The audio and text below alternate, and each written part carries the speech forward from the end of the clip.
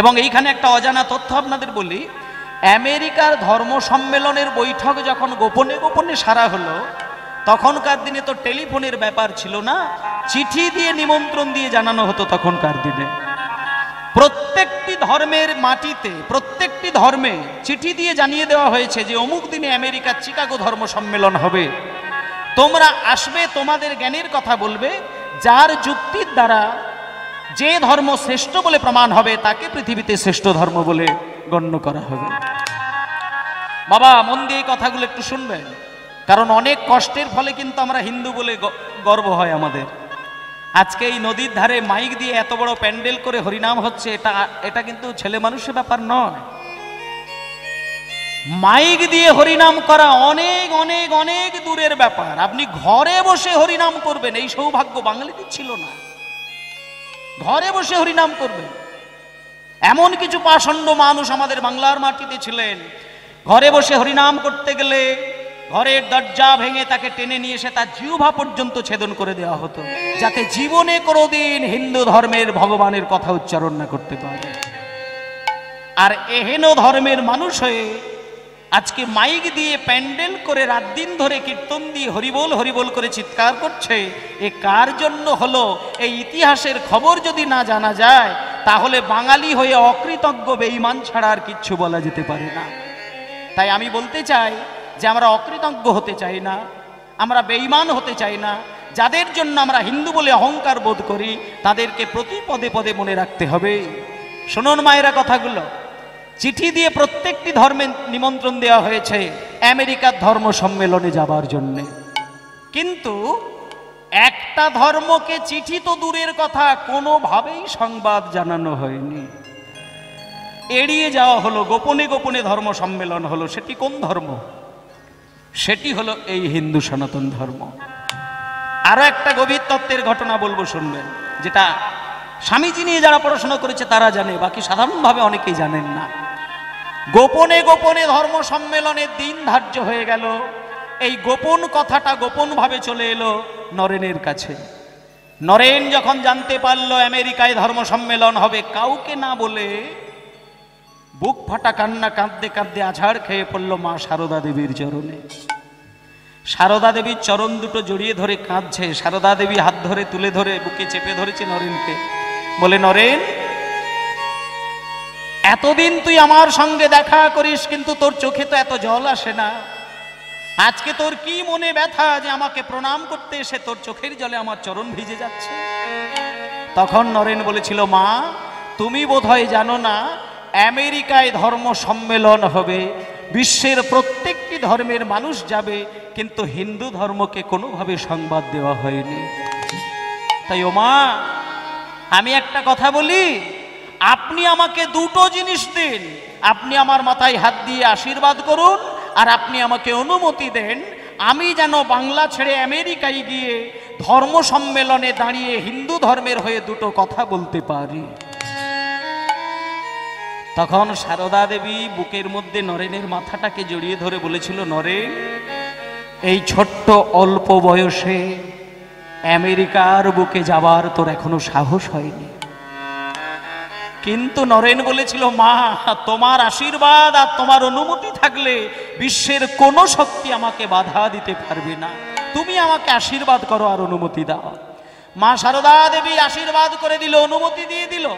সঙ্গে সঙ্গে নরেন কোনো কিছু ভ্রুক্ষেপ না করে, কত কষ্ট সহ্য করে সেই আমেরিকার মঞ্চে কত জ্ঞানী গুণী মহারথীদের সঙ্গে যুক্তি তর্কে হারিয়ে পরাজিত করে সেই মঞ্চের মাঝখানে দাঁড়িয়েছিলেন, এবং কাউকে তিনি ভয় করেননি। বুক বাড়িয়ে তিনি উচ্চস্বরে স্পষ্টভাবে বলে দিয়েছিলেন, I am proud to belong to a religion that has taught the world. বলছে, আমি সেই ধর্মের লোক বলে নিজেকে গর্বিত বোধ করি যে ধর্ম that has taught the world, যে ধর্ম সকল ধর্মের থেকে শিক্ষা গ্রহণ করবে, সকল ধর্মকে আঙুল তুলে শিক্ষা দেবে। দুটো শিক্ষা, both tolerance and universal acceptance. মানে সহ্য শক্তি কাকে বলে আর গ্রহণ শক্তি কাকে বলে, এই দুটো শক্তি যদি কোনো ধর্মে থাকতে হয়, সেটা আমি বলছি হিন্দু ধর্ম ছাড়া এখানে কোনো ধর্মের মানুষের মধ্যে। তাহলে অন্য ধর্মের মানুষের কাছে দাঁড়িয়ে নিজের ধর্মের প্রশংসা করা, বলুন এটা কি ছেলে মানুষই ঘটনা?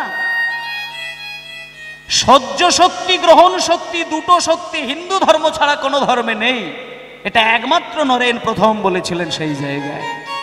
এবং আরো অনেক কথার মাধ্যম দিয়ে একটা গোপন কথা বলি, নরেন যখন বিভিন্ন কথার দ্বারা প্রমাণ করে দিলেন যে হিন্দু সনাতন ধর্ম শ্রেষ্ঠ ধর্ম, তখন নরেনকে ওই আমেরিকার কিছু জ্ঞানীগুণী মহাপুরুষ তারা নরেনকে আদর দিয়ে ভালোবাসা দিয়ে বুকে জড়িয়ে ধরে একটা সুন্দর রুমে নিয়ে গিয়ে চায়ের পাটি তৈরি করেছিলেন, চা পান করালেন। চায়ের প্লেটটা নরেনের হাতে দিয়েছে, কিন্তু নরেন চায়ের প্লেটটা নিয়ে প্রথমেই চুমুক দেয়নি, হৃদয় মাঝে স্পর্শ করে মা সারদা দেবীকে স্মরণ করলেন। আর যখনই মা সারদা দেবীর স্মরণ নিলেন, চোখটা বন্ধ করা মাত্র মা সারদা দেবী হাতটাকে নাড়িয়ে নিষেধ করে দিলেন। হাত বাড়িয়ে বাধা দিয়ে নরেনকে বলে দিল, নরেন তুই চা পান করিস না। নরেনের বুঝতে অসুবিধে হলো না যে ওই চা আমার দেহের পক্ষে যুক্তিযুক্ত নয়। সঙ্গে সঙ্গে সেই চা নিয়ে গিয়ে নরেন গোপনে গোপনে পরীক্ষা করেছিলেন, বুঝেছিল সেই চায়ের মধ্যে ভয়ঙ্কর বিষ মেশানো ছিল। তাহলে আপনি কোন ধর্মকে শ্রেষ্ঠ ধর্ম বলবেন? বিশ্বে কোন ধর্ম আছে যারা হিন্দু ধর্মকে সসম্মানে অভ্যর্থনা করে? কেউ নেই। কিন্তু একটা খুব দুঃখের বিষয় কি জানেন বাবা, হিন্দু ধর্ম বিশেষ করে বাঙালি জাতির মানুষ বিশ্বের প্রত্যেকটি দেশের মানুষকে কাছে পেলে হৃদয় দিয়ে ভালোবাসা দিয়ে হৃদয় স্থান দেয়, কিন্তু বিশ্বের কোনো মানুষ যদি জানে যে এটা বাঙালি, তাদেরকে যে কি হেনস্থা করে, যারা বাঙালি হয়ে দেশ বিদেশে ঘুরে বেড়াচ্ছে তারা ছাড়া এগুলো কেউ বলতে পারে না। সেই জন্য আপনাদেরকে আমি বারবার এগুলো স্মরণ করিয়ে দিতে চাই যে অনেক কষ্ট করে অনেক ভাগ্য করে আমরা বাংলার মাটিতে হিন্দু ধর্মকে জায়গা তৈরি করতে পেরেছি। তার থেকে বড় ভাগ্যের বিষয় যে মহাপ্রভুর কীর্তন সুধা মাইক দিয়ে সারা বাংলাব্যাপী প্রচার হচ্ছে, কোনো কিছু আমাদের অসুবিধে হচ্ছে না। এটা আগামী দিনে আরও প্রচার হবে, এটা আমরাও থাকবো, আপনারাও থাকবেন এবং ভগবানের নাম চলবে। নিতাই গৌর প্রেমানন্দে হরি বল, হরি বল, হরি বল। তাই সবাই মিলে ভজ রাধা কৃষ্ণ গোপাল কৃষ্ণ, কৃষ্ণ কৃষ্ণ বল মুখে মনোরে। ভজ রাধা কৃষ্ণ গোপাল কৃষ্ণ, কৃষ্ণ কৃষ্ণ বল মুখে মনোরে। আর ভজ রাধা কৃষ্ণ গোপাল কৃষ্ণ, কৃষ্ণ কৃষ্ণ বল মুখে মনোরে। ভজ রাধা কৃষ্ণ গোপাল কৃষ্ণ, কৃষ্ণ কৃষ্ণ বল মুখে মনোরে। আর হরি দিন বন্ধু চিরদিনের বন্ধু, হরি দিন বন্ধু চিরদিন বন্ধু, জীবের চির সুখে দুঃখে। হরি দিন বন্ধু চিরদিন বন্ধু, জীবের দুঃখ সুখে। আমার ভজনারে অন্ধ চরণার বিন্দ, আমার ভজনার অন্ধ চরণার বিন্দ, আমার ভজনারে অন্ধ চরণার বিন্দ। আমার ভজনার অন্ধ চরণার বিন্দ। আর দুস্তর মায়ার বিপাকে একবার ভজ রাধা কৃষ্ণ গোপাল কৃষ্ণ, কৃষ্ণ কৃষ্ণ বল মুখে মনোরে। ভজ রাধা কৃষ্ণ। নিতাই গৌর প্রমানন্দে, হরি বল হরি বল হরি বল। জয় নিতাই, জয় নিতাই। সেই জন্য অনেক বাসরে গেলে দেখি একটা অসুবিধে দেখা যায়, সেটা হচ্ছে কি, খুব এটা দুঃখের বিষয়, কোনো কোনো জায়গায় কীর্তন গাইতে গেলে কমিটিও বলে দেন বা সেইখানকার ভক্ত সমাজও বলে দেয় যে বাবা গৌরচন্দ্রিকাটা একটু ছোট করে দিয়ে পালাই চলে যাবে। কিন্তু এগুলো কত বড় মূর্খ! গৌরচন্দ্রিকা ছোট করে দিয়ে পালা। যে গৌর এসেছিল বলে পালার সৃষ্টি হলো, যে গৌর এসেছিল বলে আমি হিন্দু, আমি কৃষ্ণ কথা বলবোই, আমি হরিনাম শুনবো, আমি হরিনাম গাইবো, এই বাক্যটা উচ্চারণ করার শক্তি আসে, আর সেই গৌরের কথাটাকে ছোট করে দিয়ে অন্য কথা শুনবে। তাই আমি আপনাদের চরণে বারবার নিবেদন করে, বারবার করজোড়ে বিনয় করে বলি, চৈতন্য মহাপ্রভুকে যে যত বেশি ভালোবাসবে, ভগবানের করুণা বেশি বেশি করে সে লাভ করতে পারবে। মহাপ্রভুকে বাদ দিয়ে কৃষ্ণ কথা হয় না, মহাপ্রভুকে বাদ দিয়ে হরি বাসর সাজানো যায় না, আর মহাপ্রভুকে বাদ দিয়ে তত্ত্বকথা সৃষ্টি করা যায় না। কেন জানেন? হিন্দু সনাতন ধর্মের মূল শাস্ত্র হলো বেদ। এই জায়গাগুলো বলি, হিন্দু ধর্মের মূল শাস্ত্র হলো বেদ, আর বেদের আসল জায়গাটা হলো উপনিষদ। উপনিষদের ব্যাখ্যা স্বরূপ শ্রীমদ্ ভাগবত, আর ভাগবতের সার তত্ত্বটি হচ্ছে গৌর তত্ত্ব। গৌর বিনা জগতে কোনো গতি হয় না। অনেকে কালী পূজা, দুর্গা পুজো, জগদ্ধাত্রী পুজো, গণেশ পুজো, লক্ষ্মী পুজো, নানান পুজো করেন, কিন্তু গৌর হরিকে সম্মান করতে জানেন না। আসলে এক জন্মে তো এগুলো ঘটে না, অনেক জন্ম ভালো করলে তবে তো হয়। এই যে এত সুন্দর বাসর হচ্ছে, সবার কি এতে মন ভালো আছে? এমনও কিছু মানুষ থাকে যারা কীর্তনের বিরুদ্ধে আচরণ করে বেড়ায়। চাঁদা দিতে গেলে নিজেকে খুব নিম্ন শ্রেণীর মানুষ বলে মনে করে, হরিনামের বিরুদ্ধে কালি ছিটিয়ে বেড়ায়। আসলে যারা হরিনাম পছন্দ করে না, যারা কীর্তনে চাঁদা দিতে গেলে কান ভারী করে, গালিগালাজ করে, তাদের পূর্বজন্ম ভালো ছিল না বলেই এই জন্মে ভগবানের বিরুদ্ধে তাদের কথা বলা শুরু হয়। আর এই সব বড় বড় বাসরগুলো চালায় যারা, তাদের ভেতরে আনন্দের ভেতরে কিন্তু একটা দুঃখও রয়েছে খুব। এগুলো আমিও 3খানা বড় হরিবাসরের সঙ্গে যুক্ত। বিভিন্ন দাঁড়ে দাঁড়ে গিয়ে হাত পেতে মহাপ্রভুর ভিক্ষা চায়, কত ব্যথা যে তাদের মধ্যে থাকে, সে যারা কীর্তনের চাঁদা চাইতে যায় তারা ছাড়া এগুলো বলতে পারে না। কিন্তু আপনাদের একটা কথা বলি, হিন্দু ধর্মের একটা নিয়ম, সনাতন ধর্মের শাস্ত্রবিধান, তুমি যদি 100 টাকা রোজগার করো, এগুলো একবারে দর্শনের কথা, ভারতীয় দর্শনের কথা, 100 টাকা রোজগার করলে একবারে শাস্ত্রবিধানে সেইখান থেকে তোমাকে 25 টাকা গোবিন্দ সেবার জন্য দিতে হবে। এটা যদি তুমি না করো তাহলে কিন্তু তুমি ভুল করলে। তোমাকে বিধান 100 টাকা রোজগারের 25 টাকা গোবিন্দ সেবা, 50 টাকা দিয়ে জীবনযাত্রায় খরচা হবে, আর বাকি 25 টাকা দিয়ে তোমাকে সঞ্চয়ের কাজে লাগাতে হবে। সব হিসাব আছে, এগুলো পালন করতে হয়। কিন্তু এমন মানুষকে দেখা যায় রোজগার করে কোটি কোটি টাকা, খাওয়া দাওয়ার পিছনে খরচা করে কোটি কোটি টাকা, দেশ বিদেশে বেড়াতে যায় কোটি কোটি টাকা, কিন্তু 1টা টাকা গোবিন্দ সেবায় দিতে পারে না।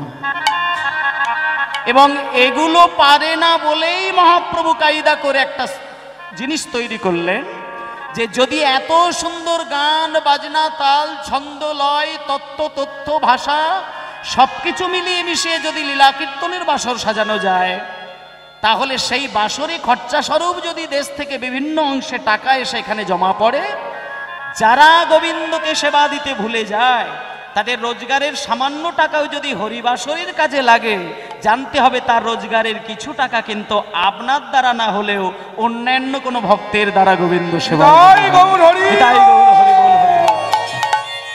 সেই জন্য কিছু হোক বা না হোক, হরিবাসরে চাঁদা চাইতে গেলে ওই জায়গাটা আপনারা ফেরাবেন না। এটা আমি কমিটিদের হয়ে কথা বলছি তা কিন্তু নয়, এটা আপনাদের স্বার্থে কথা বলছি। কারণ আমরা সরাসরি টাকা পয়সা গোবিন্দ সেবায় দিতে পারি না, সময় হয় না, সংসারকে বেশি ভালোবাসি বলে। কিন্তু হরিবাসরে চাঁদায় যদি আপনি ঢেলে দেন, ও টাকা সরাসরি কৃষ্ণ সেবায় যাবে, ওইখানটা আপনি দেবেন, তাতে আপনার 1 টাকাই হোক ভক্তি সহকারে দেবেন। কারণ বৈষ্ণব সেবায় যদি টাকা লাগে, আপনি জানবেন ওই সভা সরাসরি গোবিন্দ সেবায় যাবে। বৈষ্ণবকে চিনতে হবে, তাহলেই জানবেন গোবিন্দ সেবা হয়ে যাবে। বৈষ্ণবের কতগুলো গুণ আছে, কেমন বৈষ্ণবের গুণগুলোকে মেনে চলতে হবে। বৈষ্ণব কি দিয়ে গঠন করা আছে সেগুলো জানার দরকার নেই। তাই চলুন, আজকে আর বেশি কথা নয়, আজকে যেহেতু দেখতে দেখতে দেখতে দেখতে অনেকটা বেলা গড়িয়ে যাচ্ছে, তা সেই বেলা গড়ানোর সঙ্গে সঙ্গে আমরাও দেখব কেমনভাবে হরিনাম গাইতে গাইতে আমরা গোষ্ঠ গমন করব, এবং সেইখানে গিয়ে সখাদের সঙ্গে কেমনভাবে দেখা হবে, এবং কোন সখার সঙ্গে একটা আলাদা করে সম্পর্ক তৈরি হবে, এবং তার কাছে গিয়ে ভগবান কৃষ্ণ নিজেকে কতটা ভাসিয়ে দেবেন, সেই ঘটনা আমরা মন প্রাণ দিয়ে শুনব। মনিটরটা কমে গেল, একটু বাড়াতে হবে। চলুন সবাই মিলে আমরা যাব একটুখানি গৌরচন্দ্রিকার কটা পদের মাধ্যম দিয়ে। বলছে, হ্যাঁ একটুখানি বাড়িয়ে দেবে। শ্রী গৌরাঙ্গের মনে কি ভাব উঠিল, ধবলি শ্যামলি বলি সঘনে ডাকিল। আচ্ছা, ধবলি শ্যামলি বলে ডাকলো কেন গৌর হরি আমার? এটাকে বলছে গমন গোষ্ঠ। এগুলো অষ্টকালীয় পর্যায়ক্রমে যে লীলা হয় সেই সিস্টেম ধরে এগুলো চলে। সকালবেলায় গোষ্ঠ গমন হবে, তার মানে ভগবান গোষ্ঠে যাবে সখাদের সঙ্গে।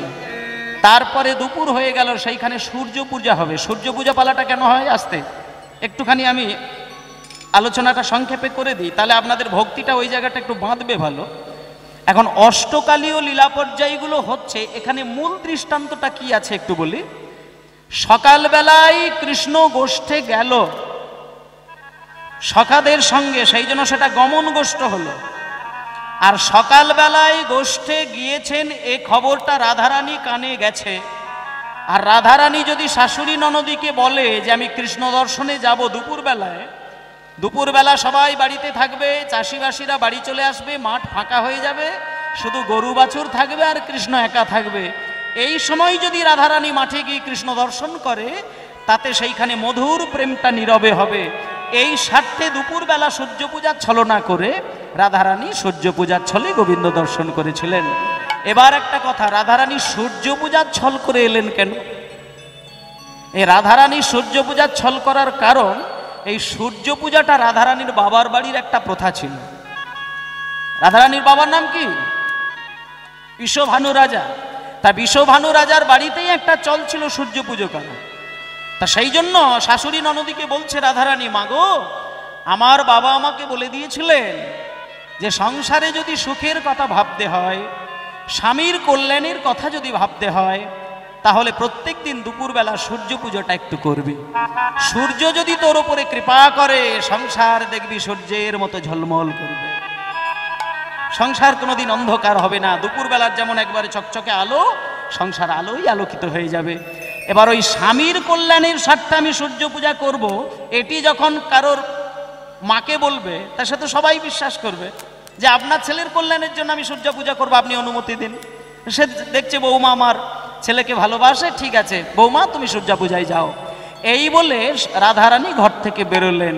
কিন্তু রাধারানী সূর্য পূজাটা কিন্তু আসল কারণ নয়, কারণটা কিন্তু কৃষ্ণ দর্শনে। এইবার কৃষ্ণ দর্শন করার ছলে সূর্য পূজা হলো। তারপরে রাধারানীর সঙ্গে নানান কথাবার্তা হলো। এইবার দেখতে দেখতে যখন বিকেল গড়িয়ে গেল, সূর্যটা যখন পশ্চিম দিকে ঢলে যাচ্ছে, এবার অন্ধকার ঘনিয়ে আসবে, তখন রাধারানীকে ফিরিয়ে দিলেন। আর কৃষ্ণ সখাদেরকে নিয়ে গরু বাছুর নিয়ে ফিরাতে গিয়ে একটা কাল ঘটে গিয়েছিল। এগুলো অনেকে এখানে বয়স্ক মা বাবারা জানেন। আগেকার দিনে গরু বাছুর যদি অন্যের ধান খেতে ঢুকে যেত, গরু বাছুরগুলো খোয়াড়ে দিত, জানেন কি? খোয়া। এবং সেইখান থেকে ছাড়িয়ে আনতে গেলে আবার টাকা পয়সা দিয়ে ছাড়াতে হতো। এখনকার দিনে ওগুলো দেখা যায় না। সেই জন্য গোষ্ঠলীলা মোট 12 রকমের হয়। তার মধ্যে 2টি গোষ্ঠলীলা দিনেও গাওয়া যায়, রাত্রির বেলাও গাওয়া যায়। কিন্তু একটা প্রবাদ আছে, রাতে গোষ্ঠ দিনে রাস, তার হয় কি? রাতে গোষ্ঠ দিনে রাস, তার হয় সর্বনাশ। মানে রাত্রির বেলা যদি গোষ্ঠলীলা গাওয়া হয় আর দিনের বেলা যদি ভগবান শ্রীকৃষ্ণের রাসলীলা হয়, খুব সর্বনাশ হয়ে যাবে। তবুও কিন্তু মাঝে মাঝে দেখবেন উত্তর গোষ্ঠ লীলাটা সন্ধ্যার পরে শুরু হচ্ছে। তাহলে কেন হচ্ছে এই জায়গাটা আপনাদের একটু বলে দিই। এগুলো সব জানার দরকার আছে। অষ্টকালীয় লীলা শুনতে গেলে, জানতে গেলে এগুলো যে যত বেশি জানবে, পর্যায়ক্রমে লীলা তত্ত্বগুলো তার বেশি আস্বাদন করার সুবিধাযুক্ত হয়ে যাবে। সেই জন্য এগুলো বলি। 12 রকমের গোষ্ঠলীলার মধ্যে 2টি গোষ্ঠলীলা দিনেও গাওয়া যেতে পারে, রাত্রির বেলাও গাওয়া যেতে পারে। সেটা হচ্ছে উত্তর গোষ্ঠ আর খোয়াড় গোষ্ঠ। খোয়াড় গোষ্ঠ দিনেও গাওয়া যায়, রাতেও গাওয়া যায়। কেন না, কৃষ্ণের একটা দুটো গরু নয়, কৃষ্ণের কতগুলো গরু ছিল? 9 লক্ষ গরু ছিল। আর 9 লক্ষ গরুকে একসঙ্গে মাঠ থেকে ছেড়ে দিলে সবাই যে বাড়ির মুখে হবে এমন তো কোনো কথা নয়। কোনো কোনো দুষ্টু গরু থাকবে, তারা আবার একটু সবুজ ধান ক্ষেত দেখতে পেলে ঢুকে যাবে। তা কৃষ্ণ 9 লক্ষ গরু যখন ছেড়ে দিয়েছে, সবাই বাড়িতে এসেছিল, কিন্তু 2-1টা বাছুরিকে কিন্তু খুঁজে পেয়েছিল না। ওই 2টো বাছুর, ধবলি শ্যামলি, ওই সব বাছুর। তা আবার কৃষ্ণ যখন মাঠে এসে দেখলো বাছুরি দেখা গেল না, খুঁজতে খুঁজতে খুঁজতে খুঁজতে দেখলো রাধারানীর ধান ক্ষেতের মধ্যে গিয়েছিল। আর ওই রাধারানীর ধান খেতে যাবার জন্য সেইখান থেকে গরুগুলো খোয়াড়ে দিয়েছিল। খোয়াড় থেকে ছাড়িয়ে আনতে সেই দিন দেরি হয়ে গিয়েছিল বলে ওই খোয়াড় গোষ্ঠ লীলাটা রাত্রিতেও গাওয়া যায়, দিনেও গাওয়া যায়। আর উত্তর গোষ্ঠ লীলার বিষয়টাও তেমনই। মঙ্গলী নামক একটা বাছুর হারিয়ে গেছিল গভীর জঙ্গলে। সেই বাছুরিটাকে ফিরিয়ে আনতে গিয়ে জঙ্গলের ভেতরে খুঁজতে গিয়ে গোবিন্দের দেরি হয়ে গিয়েছিল। তাই সেই লীলাটা উত্তর গোষ্ঠটাও বিকেলেও গাওয়া যায়, আবার কখন? রাত্রিতেও গাওয়া যায়। তাহলে ওটাকে বলছে ফেরা গোষ্ঠ, ফিরে এলো। এইবার ফিরে আসার পরে দুপুরবেলা কৃষ্ণের মুখমণ্ডলে যে সূর্যের আলোটা পড়েছিল, তার মধ্যে যে কৃষ্ণের একটা রূপমাধুর্য দেখেছে। এখন এমনিতেই দেখবেন মুখে ঘাম থাকবে, আর ওপর থেকে যদি সূর্যের আলো পড়ে একটা চকচক চকচক করে না। তা দুপুরবেলা কৃষ্ণ তো গরু বাছুর নিয়ে ছুটছে, তার মধ্যে তো কৃষ্ণের ঘাম মুখে লেগে আছে, তার মধ্যে আবার রোদ পড়েছে, এত সুন্দর ঝোঁকছে যে ওই রূপ দেখে রাধারানী পাগল হয়ে গেল। আর সেই রূপে পাগল হয়ে ললিতা বিশাখার কাছে কৃষ্ণের কি করছে? রূপ বর্ণনা করছে। ললিতাকে বলছে, ওরে ললিতা, আমি কদম গাছের তলায় এমন একজনকে দেখে এসেছি, আমি আমার সমস্ত ধন সম্পত্তি হারিয়ে দিয়ে আমি ওই রত্নধনে আমি আমার মন হারিয়ে ফেলেছি। তাই রাধারানীর মনটাই ওইখানে বসে গেল। তাই রূপ মাধুর্যটা হলো উত্তর গোষ্ঠের পরে। এবার রূপ দেখে রাধারানীর আক্ষেপ তৈরি হলো, ওই জন্য তারপরে আবার কি হয়? আক্ষেপ অনুরাগ হয়ে গেল। এবার আক্ষেপ অনুরাগে যখন নিজেকে একেবারে ভাসিয়ে ফেললো, তখন রাধারানীর কৃষ্ণকে পাবার ইচ্ছে প্রকাশ হলো। তখন কৃষ্ণকে পাবার জন্য রাধারানী ছুটলেন কোথায় গেল? রাসমঞ্চে, যেখানে গিয়ে রাধা কৃষ্ণের মিলন হলো। এবার সেইখানে রাধা কৃষ্ণের নাচ হলো। তারপরে ভোরের বেলা নাচতে নাচতে রাধা কৃষ্ণের শয়ন হলো। আর প্রভাতকালে সেই রাধা কৃষ্ণের কি হবে?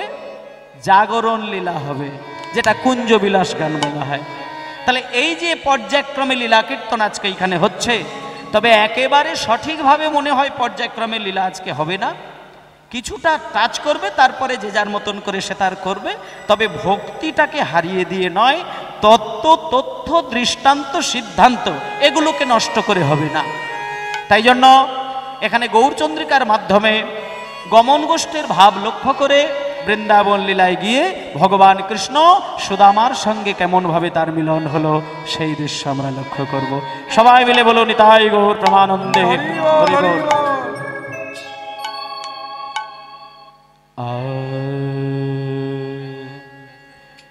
কদমের দেখিয়া ভাবের গতি প্রভু নিত্যানন্দ রায়, দেখিয়া ভাবের গতি প্রভু নিত্যানন্দ রায়, দেখিয়া ভাবের গতি প্রভু নিত্যানন্দ রায়, দেখিয়া ভাবের গতি প্রভু নিত্যানন্দ রায়, দেখিয়া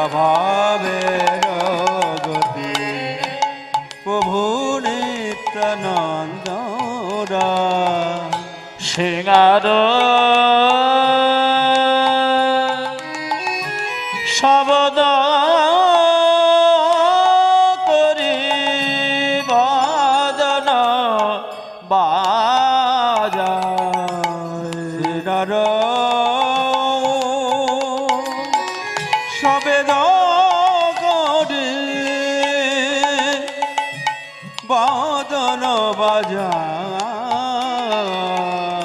সিঙ্গার শব্দ করি বদন বাজায় গো সিনার শব্দ করে বাদন বাজায় গো বাঁশি বাজিল বাজে বাজিল ওই মহাপ্রভুর ভাব দেখে বাঁশি বাজিল ওই মহাপ্রভুর ভাব দেখে বাঁশি বাজিল ওই ভাবিনিধি গৌরী হরি বাঁশি বাজিল ওরে ভাবে গৌরী বাঁশি বাজিল হরি ভাবিনিধি গৌরী হরি ভাবে করে গড়া ওরে হরি গৌরী করে করা ওরে ভাবে নিধি গৌরী করে করা ওরে ভাবে নিধি গৌরী ভাবে করে করা ওরে ভাবে নিধি গৌরী বাঁশি বাজিল সিঙ্গার শব্দ করি বাদন বাজাইল সিনার শব্দ করে বাদন বাজায় গো হরি বল মায়েরা গৌরচন্দ্রিকায় পদাবলিতে বলছে গৌরাঙ্গের মনে কি ভাব উঠিল ধবলি শ্যামলী বলি ডাকিতে লাগিল আজকে মহাপ্রভু ধবলি শ্যামলী বলে ডাকছে কেন ডাকছে কারণ আজকে নদিয়ার মাটিতে নিমায়ের ভাবটা হয়েছে কৃষ্ণের ভাবে ভাবিত বৃন্দাবনে কৃষ্ণ যেমন ধবলি শ্যামলী মঙ্গলী বাছুরীর নাম ধরে ডাকে আর আজকে নদিয়ার মাটিতে ধবলি শ্যামলী শ্রীগালী মঙ্গলী বাছুরীর নাম ধরে ডাকলো আর যখনই মহাপ্রভুর মুখে ধবলি শ্যামলী নামটি শুনলেন সঙ্গে সঙ্গে নিতাই চাঁদ বদন দিয়ে সিঙার শব্দ বার করল কারণ কলিযুগে নিতাইয়ের মুখে তো আর সিঙা নেই বলরামের সেখানে বৃন্দাবনের সিঙা ছিল তাই নিতাই চাঁদের মুখে সিঙা নেই বলে সেই বৃন্দাবনের ভাবটা লক্ষ্য করে মুখ দিয়ে সিঙার শব্দ বার করল এবার যখনই নিতাই চাঁদের সিঙার শব্দটা বেজে উঠল এইবার ভক্তরা কি করলো দেখুন নিতাই চাঁদের মুখে মায়েরা একটু কথা বলি মাঝে মাঝে কিন্তু একটু বৈষ্ণব পদাবলীর অংশের মধ্যে থাকতে হবে তত্ত্ব থাকবে তথ্য থাকবে শুধু তত্ত্ব হবে না তথ্য হবে না কীর্তন গানটা কত কিছু দিয়ে গঠিত দেখুন একবার ভালো মন্দ নানান কিছু থাকবে কিন্তু একটা জিনিস বলতে হবে আপনাদের বলি যেমন না খেয়ে খেয়ে খিদে মেরে মেরে যদি পিত্ত পড়ে যায় পিত্ত রোগীর কাছে যদি আপনি রসগোল্লা নিয়ে গিয়ে ধরান পিত্ত রোগী রসগোল্লাটাকেও কিন্তু তেতো বলে ফিরিয়ে দেবে এটা পিত্ত রোগীর ধর্ম পিত্ত রোগীকে রসগোল্লা দেবেন তেতো লাগবে ভাত দেবেন তেতো লাগবে রুটি দেবেন তেতো লাগবে সেই জন্য পিত্ত রোগী কবিরাজের কাছে গিয়ে শুধু একটাই কথা বলে হে কবিরাজ ঠাকুর আমি যা খাই তাই তেতো লাগে কি যে করি একটু দেখুন আমার কি ব্যাধি হয়েছে তখন কবিরাজ ঠাকুর শরীরটা দেখে বলছে ওরে বেটা তোর রসগোল্লা খেলে তেতো লাগে ভাত মুড়ি খেলে তেতো লাগে তার মানে তোর পিত্ত রোগ হয়েছে তোর ওষুধ একটাই আছে অন্য কিছু নয় বাজারে যাবি ভালো দেখে ডেট দেখে দুলাল চন্দ ভরের তালমিজরি খাবি প্রত্যেক দিন সকালে তালমিজরি খেয়ে যা যেদিন দেখবি তালমিজরিটা খেতে খেতে কয়েকটা দিন কেটেছে দেখবি তোর পিত্ত রোগ সেরে গেছে তখন বলছে ও ডাক্তার বাবু আমি তালমিজরিও খাই কিন্তু তালমিজরিও আমার কাছে তেতো লাগে তখন ডাক্তার বলছে বেটা তালমিজরি তো তোরই কাছে তেতো লাগবে কিন্তু অন্য লোককে জিজ্ঞেস কর, ওর কাছে কিন্তু তালমিজরি মিষ্টি লাগছে। কেন জানিস? তুই না খেয়ে খেয়ে পিত্ত পড়িয়েছিস, তাই তালমিজরিও তোর কাছে তেতো। কিন্তু তোকে সাবধান থাকতে হবে, ওই তেতো তালমিজরিটাই তোর মহৌষধ। ওই তেতো তালমিজরি খেতে খেতে খেতে খেতে খেতে খেতে যেদিনকে দেখবি একটু একটু করে মিষ্টি লাগছে, সেদিন জানবি তোর পিত্ত রোগটা দূরীভূত হয়ে গেছে। তাহলে আমাদের যে সবার ক্ষেত্রে কীর্তন মধুর লাগবে এ গ্যারেন্টি দেওয়া যাবে না। মাঝে মাঝে ভালো লাগবে, মাঝে মাঝে তেতো লাগবে। আবার এমন অনেক মানুষ আছে কীর্তনই শোনে না, যতক্ষণই শোনে সে তেতোই স্বাদ পায়। কেন হয় এগুলো? না, আমাদেরও দেহের মধ্যে মায়াপিত্ত রোগ আমাদেরকে জর্জরিত করে রেখেছে। মায়াপিত্ত রোগ শরীরে থাকলে কীর্তন শুনলে তার তেতোই লাগবে, কিন্তু আলু পটলের গল্প শুনলে মিষ্টি লাগবে। কিন্তু খেয়াল রাখতে হবে, তেতো কীর্তনটাই কিন্তু মায়াপিত্ত রোগীর ক্ষেত্রে ওষুধ। আর ওই তেতো কীর্তন শুনতে শুনতে শুনতে শুনতে কষ্ট করে করে যেদিনকে দেখবেন একটু একটু করে মিষ্টি লাগছে, সেদিন জানবেন আপনার মায়াপিত্ত রোগ দূরীভূত হয়ে গেছে। গো প্রেমানন্দে হরি বল। এইবার শরীর থেকে যখন মায়াপিত্ত রোগ একেবারে দূর হয়ে যাবে, তখন দেখবেন কীর্তন যে শিল্পীই গাক, যেমনই গাক, সুরেই গাক, অসুরেই গাক, বেসুরেই গাক, কীর্তন কিন্তু তার কাছে মধুর মতন লাগবে। সেই জন্য হরিনামের আসরে হরিনাম শুনতে বসলে দেখবেন কতগুলো জিনিস দিয়ে কীর্তন তৈরি বলে দিই। কীর্তনের মধ্যে কত কত মূল্যবান জিনিসগুলো রয়েছে দেখুন। ভাষা আছে, ভাব আছে, সাহিত্য আছে, সাধনা আছে, দৃষ্টান্ত আছে, সিদ্ধান্ত আছে, তত্ত্ব আছে, তথ্য আছে, লীলা আছে, পদাবলী আছে, তাল আছে, ছন্দ আছে, লয় আছে, এবং সকল কিছু মিলিয়ে মিশিয়ে সবার উপরে আত্মনিবেদন আছে।